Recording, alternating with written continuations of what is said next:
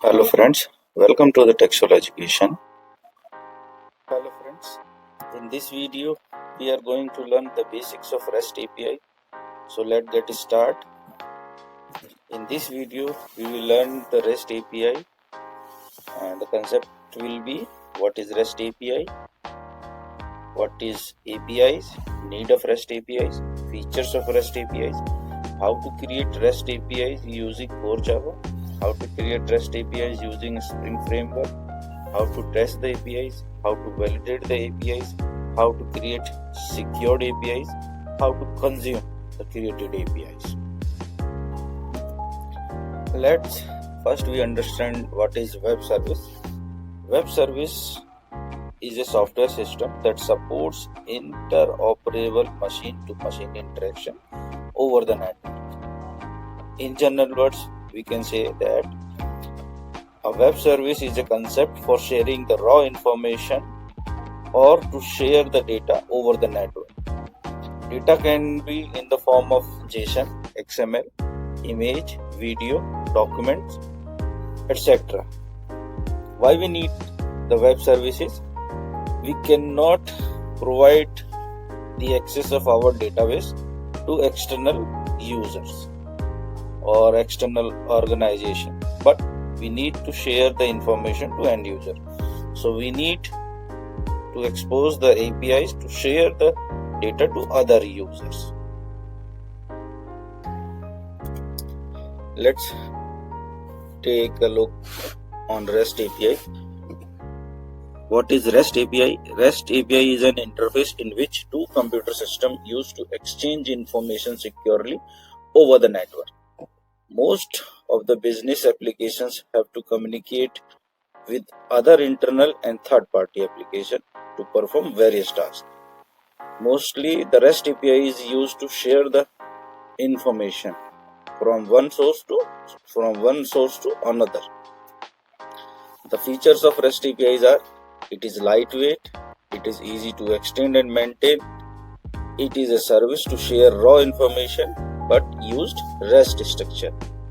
REST is widely used for API development.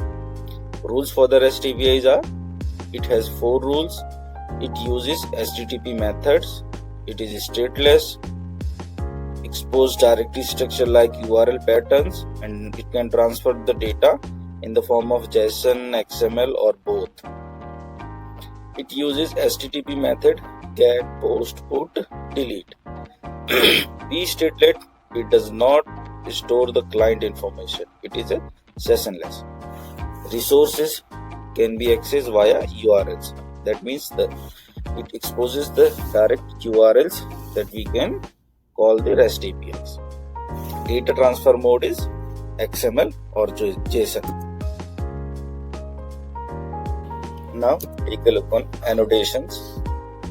As you know, we are going to use STS IDE and Spring Boot framework. So first we need to look some annotations.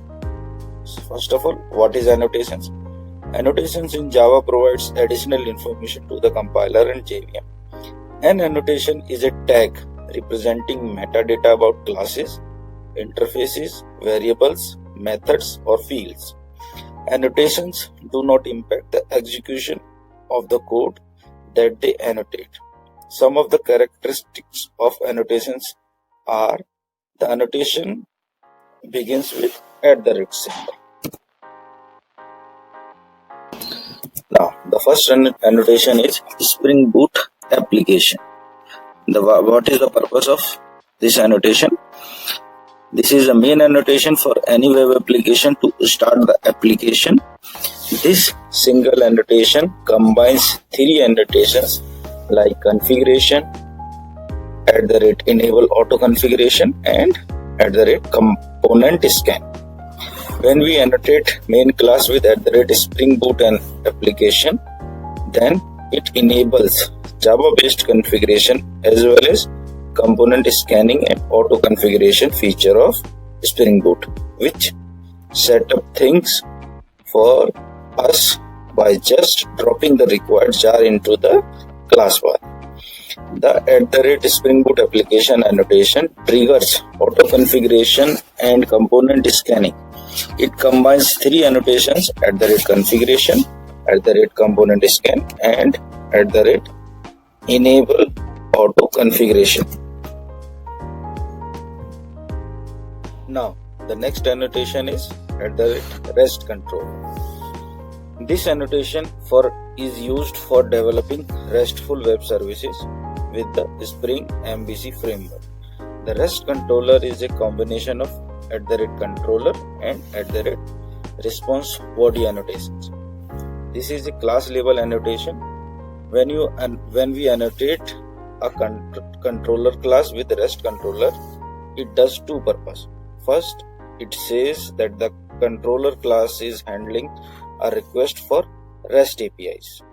And the second, you don't need to annotate each method with the response body annotation to signal that the response will be converted into a resource using the various HTTP converters. Now, the next annotation is @request mapping. It provides the mapping between the request path and the handler method. It also supports some advanced options that can be used to specify separate handler method for different types of request on same URI. Like you can specify a method to handle GET request and another to handle POST request on same URI. It is a method level annotation that is specified over a handler as well as class level annotation to specify a specific URI base URL. The @request mapping annotation is used to map HTTP request to REST and MVC controller methods in Spring Boot application. We can use this annotation on class level as well as method level annotation. Now, let's move to the next annotations. @request param annotation. This annotation is used to bind HTTP parameters into method arguments of handler methods. It binds the parameter value to variables shared with the URL request. The data is sent with the URL with question mark variable key equal to variable value form. This annotation is used for parameter of the method. The next annotation is @path variable. This annotation is used to retrieve data from the URL and binds the data to variables. Data is come at the end of the URL path. The path variable is represented inside curly braces like key. That means data is bind with the variable which is annotated with @path variable. This annotation is also used for parameter of the method with parameter of the method. The request body annotation. This annotation can convert inbound HTTP data into a Java object passed into the controller's handler method. Just as response body tells the Spring MVC to use a message converter when sending a response to the client.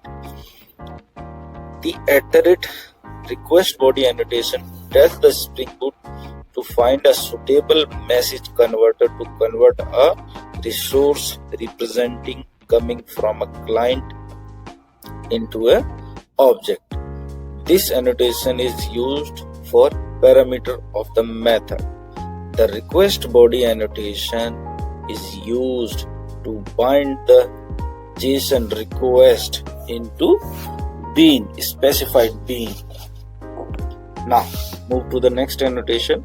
The next annotation is response body.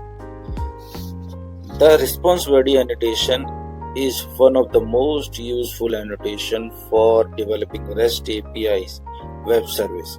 Using Spring MVC, this annotation is used to transfer a Java object returned from the controller to a resource representation requested by a REST client.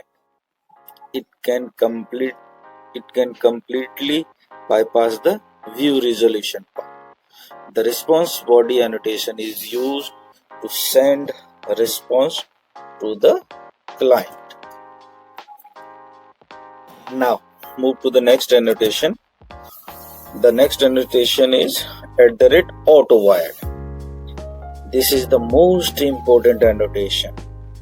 Spring or autowired annotation is used for automatic dependency injections. As we know, a Spring framework is built on dependency injection, and we inject the class dependencies through the Spring Bean configuration file. So, @autowired annotation is mostly used in Spring Boot. Now move to the next annotation, that is @service annotation.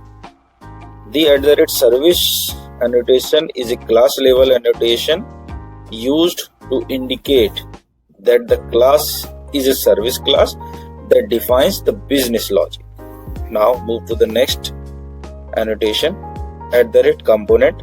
This component allows this framework to automatically detect the component classes without any need to write any explicit code.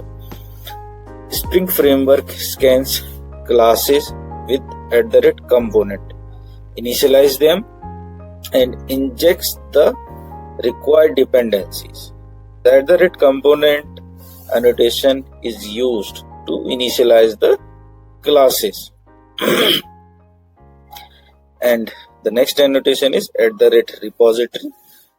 The @repository is a specified version of the component annotation. It indicates that the class is a repository that contains data storage and other operations such as updating, deleting, searching, and retrieving data on objects.